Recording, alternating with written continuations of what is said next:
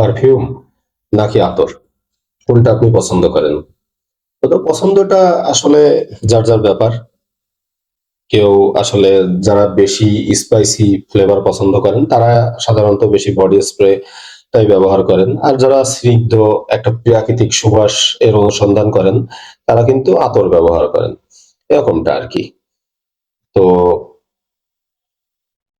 আসলে পছন্দ অপছন্দটা বিষয় না, বিষয়টা হলো এই দুইটা জিনিস আমরা ব্যবহার করার প্রপার নিয়মটা জানি কিনা।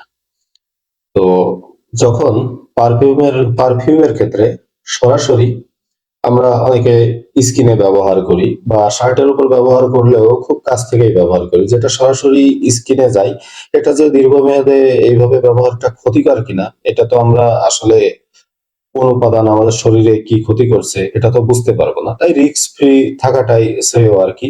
সেজন্য আপনি শার্টটা পরিধান করবার আগেই শার্টে যদি পারফিউমটা দিয়ে নেন, তো তাহলে আপনার কিন্তু আর কোনো রিস্ক থাকছে না। আর আতরের ক্ষেত্রে সবথেকে বড় সমস্যাটা যেটা সবাই ফিল করে, সবকিছু ভালো, কোনো সমস্যা নেই।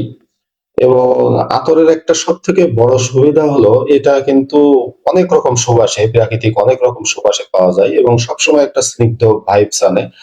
তো আতর ব্যবহার করলে বেশিরভাগের ক্ষেত্রে হয় যে শার্টে বা পাঞ্জাবিতে দাগ পড়ে যায়। এজন্য যেভাবে ব্যবহার করা যেতে পারে আরকি, এই যে আতরটার কালার দেখছেন না?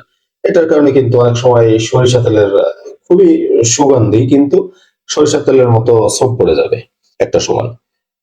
তো সেটা থেকে শার্ট বাঁচানোর জন্য আপনাকে ব্যবহার করতে হতে পারে যে শার্টের উল্টা দিকটাতে অনেক সময় বোতামগুলোতে, বা অনেক সময় আমাদের বেল্টের যে ঘাটগুলো আছে, বা আমাদের এই যে শার্টের হাতা এইটার উল্টো দিকে এরকম জায়গাগুলোতে, বিশেষ করে বেল্টের যে ঘাট, আমরা বেল্ট পরি, বেল্টের ঘাট থাকে, এই ঘাটের উপরে যদি দেওয়া হয় তাহলে কিন্তু বোঝাও যায় না, দাগও পড়ে না।